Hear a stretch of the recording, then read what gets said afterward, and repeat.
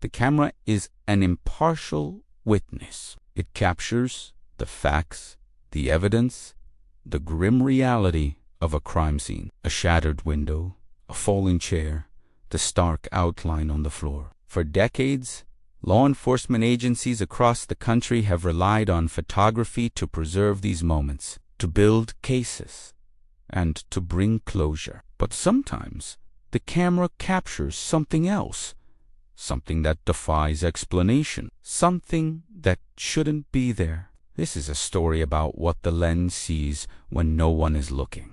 A story hidden in plain sight, buried for years in dusty police archives, waiting for the right eyes to find it. It began as a routine digitization project. Old case files, yellowed with age, were being scanned and uploaded to modern servers. Boxers of crime scene photographs, some dating back to the 1950s, were being converted from fragile prints to digital data. It was tedious work, but essential for preserving history. One analyst, working late into the night, noticed something odd. A detail easily missed. In the background of a black and white photo from a 1968 robbery homicide, a young girl stood partially obscured by a crowd of onlookers. There was nothing remarkable about it at first. People gather, people watch, but something about her gaze held his attention. A few days later, while working on a different case file from a different city, this one from 1975, he saw her again, there in the periphery of a color photograph showing investigators at an arson scene was the same girl. Her clothes were different, the hairstyle slightly changed, but the face was unmistakable, and she was looking directly at the camera. A chill ran down his spine. It was a coincidence. Surely it had to be. He pulled up the two digital files, placing them side by side on his screen. The girl in the 1968 photo and the girl from 1975 were identical.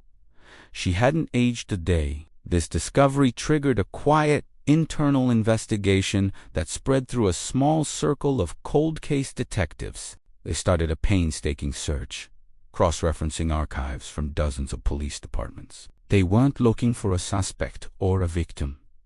They were looking for a ghost, and they found her. Over and over again. Police evidence photos from different decades all revealed the same mysterious girl. A grainy image from a San Francisco kidnapping in 1959.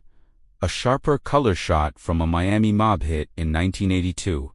A Polaroid from a domestic disturbance in a Chicago suburb in 1994. In every image, the pattern was chillingly consistent. She appears in the background of crime scenes that have no connection to each other. The cases were unrelated, different motives, different methods, different outcomes. The only common thread was her presence, always standing at the same distance, never too close to the central action, but never so far as to be lost in the crowd, and always watching the camera. Her expression was neutral, unreadable, not curious, not scared, just present, an observer to tragedy. The scope of the phenomena was staggering. Different cities, different victims, the same girl from the 50s to the 60s, the 70s to the 90s, and even into the early a constant figure in a world of turmoil, seemingly immune to the passage of time. While the world around her changed cars, fashion, photographic technology, she remained the same, a teenager, frozen in time, bearing silent witness. It was a detail so bizarre, so out of place, that it had been overlooked for decades. In the era of physical files and dark rooms, no single detective would have ever had a reason to compare a photo from a case in Denver with one from Boston 20 years later. Detectives noticed that only after digitizing old archives. The digital age made the impossible possible. With powerful search algorithms and facial recognition software,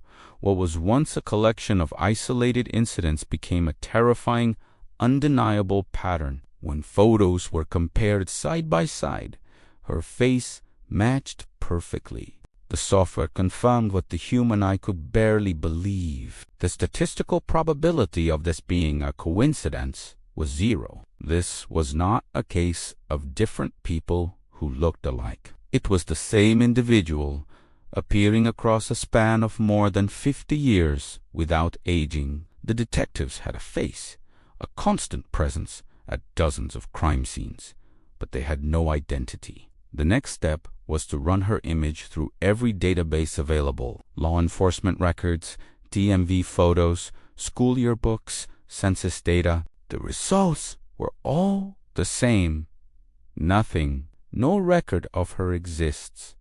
No reports, no missing person file. She had no name, no social security number, no birth certificate. It was as if she didn't exist in any official capacity. She was a phantom who only materialized in the flash of a crime scene camera. They searched for her as a missing person, a runaway, even a potential victim who was never reported. The search was exhaustive and yielded absolutely nothing. She was a complete unknown. Investigators pored over the case files again, reading witness statements and officer reports from each incident. They were looking for any mention of her, any note of a strange girl lingering at the scene.